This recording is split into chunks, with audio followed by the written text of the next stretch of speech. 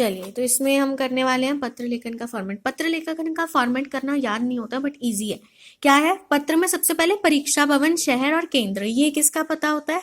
भेजने वाले का, यानी प्रेषक का। पत्र का फॉर्मेट समवट सिमिलर होता है ईमेल और सूचना के। ईमेल और सूचना भी हम साथ में करेंगे, वो मैं बाद में आपको बताऊंगी, ठीक है। प्रेषक का पता बहुत इंपॉर्टेंट है कि कौन भेज रहा है, उसके बारे में जानकारी दे दी हमने सबसे पहले, ठीक है। ये एक तरीके से कि जैसे आप कंप्यूटर में पढ़ते हो ना, कम्युनिकेशन ट्रांसफर, कि पहले जो सेंड कर रहा है उसके बारे में। तो परीक्षा भवन, शहर, केंद्र। फिर दिनांक, कि किस दिन भेज रहा है मैसेज, ठीक है, दिनांक जो इंपॉर्टेंट है, ठीक है। उसके बाद किसको भेजा जा रहा है, तो ये आपका हो गया प्रेप्ति का, कि जो बंदा प्राप्त कर रहा है उसके बारे में भी जानकारी दोगे, वो कहाँ का रहने वाला है, क्या है, उसके बारे में जानकारी देनी है।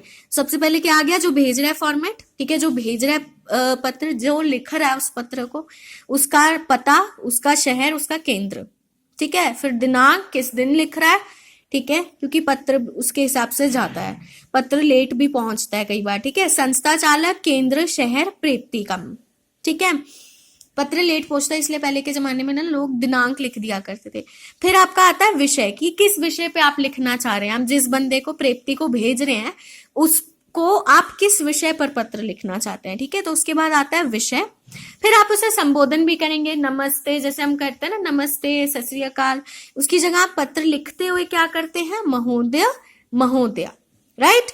उसके बाद आपका आता है फॉर्मेट, सविनय निवेदन करके कोशिश करो कि जितने भी फॉर्मल लेटर स्टार्ट करो वो सविनय निवेदन से ही स्टार्ट हो, या उसका जो राइटिंग पार्ट है, जो राइटिंग सेक्शन है, वो कोई एक फिक्स लाइन रखो, उससे ही स्टार्ट करो। जैसे सविनय निवेदन है कि मैं आपके विद्यालय का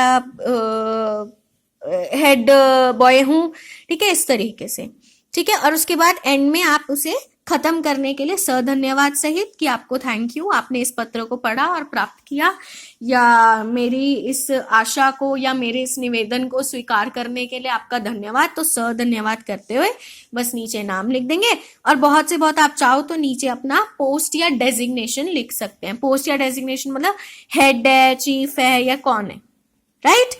अब मैं आपके लिए एग्जाम्पल लेके आई हूं, अब हम इसे सॉल्व करेंगे। विद्यालय छोड़ने का प्रमाण पत्र लेने के लिए प्रधानाचार्य को पत्र हमने लिखना है। ऑब्वियसली फॉर्मल है क्योंकि प्रधानाचार्य को लिख रहे हैं, ठीक है। अब इसे कैसे लिखेंगे, आइए देखते हैं। तो ये हमारा हेडिंग है, ठीक है, ओके। चलिए अब देखिए, सबसे पहले हम क्या करेंगे? परीक्षा भवन, ठीक है। मैं यहाँ पे, वैसे हमें लिखना, हम विद्यालय की वजह से लिख रहे हैं, विद्यालय का शिष्य होते हुए लिख रहे हैं, ठीक है। वैसे तो हमें विद्यालय का नाम और शहर और केंद्र लिखना चाहिए, बट सीबीएसई के पेपर में ऐसा नहीं करना है। परीक्षा भवन, शहर, दिनांक, चाहे शहर और केंद्र की जगह हम क ख ग लिख सकते हैं, कोई भी लेटर लिख सकते हैं, बट एग्जैक्ट मेंशन नहीं करना कि आल इंडिया फातिमा कॉन्वेंट सेकेंड ना, ठीक है। परीक्षा भवन, केंद्र, शहर, क ख ग, ठीक है। और फिर हमारी आएगी दिनांक। दिनांक हम कोई भी लिख सकते हैं, जैसे आज 15 फरवरी है तो हम इसको ऐसे लिख सकते हैं 15 फरवरी। कभी भी ऐसे फेब्रवरी ऐसे नहीं लिखना, अंग्रेजी में नहीं लिखना, या ऐसे छोटा करके नहीं छोड़ के आना, पूरा लिखना है 15 फरवरी 2024। एक और चीज है फिनिशिंग देने के लिए, क्योंकि फॉर्मल लिख रहे हैं तो नीटनेस भी होनी चाहिए पत्र में, उसके लिए हम क्या करते हैं, एक लाइन हमेशा हमने छोड़नी है दिनांक के बाद आप जिसको लिख रहे हैं। अब आप किसको लिख रहे हैं? यहाँ पे देखिए हेडिंग में विद्यालय छोड़ने का प्रमाण पत्र के लिए प्रधानाचार्य को पत्र लिख रहे हैं, तो यहाँ पे हम लिखेंगे आदरणीय प्रधानाचार्य, ठीक है। लाइन छोड़ के क्या लिखेंगे? आदरणीय प्रधानाचार्य जी, ठीक है। अगर आपका मिस्टर है, वही है कि अगर मिस्टर है तो चार्य, और अगर मिसेज हैं तो आदरणीय प्रधानाचार्य जी, ठीक है। उसके बाद कॉमा कहीं भी नहीं डलेगा, पहले के फॉर्मेट में डलता था, आज के समय में कोई भी हमारा जो कॉमा है वो नहीं डलेगा। उसके बाद शहर, फिर उसके बाद इनका भी केंद्र, और फिर मैंने आपको बताया विषय आ जाएगा कि किस विषय पे आप लिख रहे हैं। किस विषय पे लिख रहे हैं?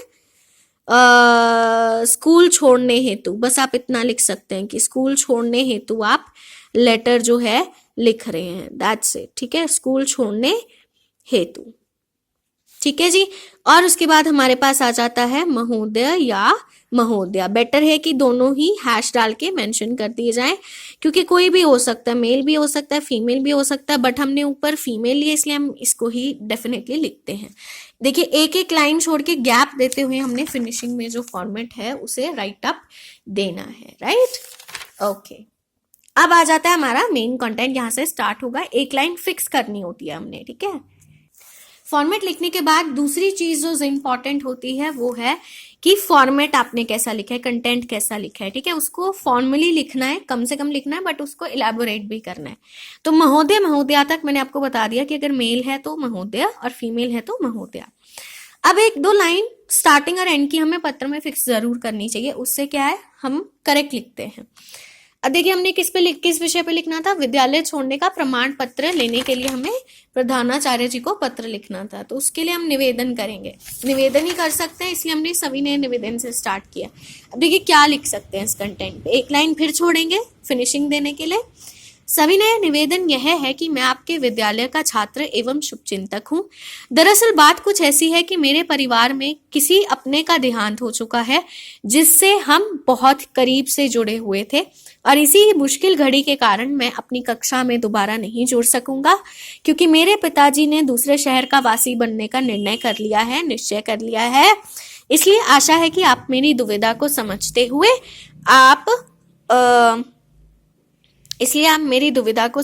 हुए विद्यालय छोड़ने का प्रमाण पत्र प्रदान करें। मैं आपके विद्यालय एवं शिक्षा का हमेशा आभारी रहूंगा। ये लाइन जरूर मेंशन कर सकते हो, इससे क्या है आप एक अच्छा इम्पैक्ट डाल रहे हो पढ़ने वाले पर, प्रधानाचार्य पर, कि मैं आपके स्कूल का शुभ चिंतक हूँ, मैं आपके स्कूल की हमेशा प्रसिद्धि ही करूंगा, मैं आपके स्कूल का हमेशा आभारी रहूंगा, ठीक है। इस तरीके से आप इसे मेंशन कर सकते हैं। फिर एंड का फॉर्मेट आपका ऐसा रहेगा, एंड में भी चाहे जो मर्जी हो जाए, आपने अपना नाम स्पेसिफिकली मेंशन नहीं करना है, धन्यवाद जरूर लिखेंगे, या इसमें आप भवदीय भी लिख सकते हैं, वो आपके ऊपर है, इसमें भवदीय भी लिखा जा सकता है, ठीक है। आजकल के कंटेंट में फॉर्मेट में भवदीय भी लिखते हैं लोग।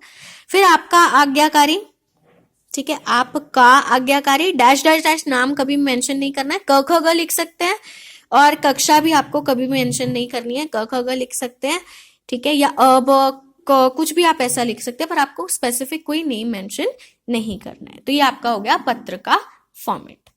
आई होप ये इजी है। पत्र इन कंपैरिजन टू अनुच्छेद इजी है, क्योंकि अनुच्छेद में आपको काफी इलेबोरेशन करना पड़ता है, पत्र में आपको मेन कंटेंट ही उठाना है, मेन ही लिखना है, right. So yes, that is it. अब इजी लग रहा होगा, क्योंकि फॉर्मेट और वो अगर आप जान जाएं और एक एग्जाम्पल की मदद से हमें पता लग जाए कि हमें क्या लिखना है, देन इट बिकम्स इजी। सो या देयर यू गो।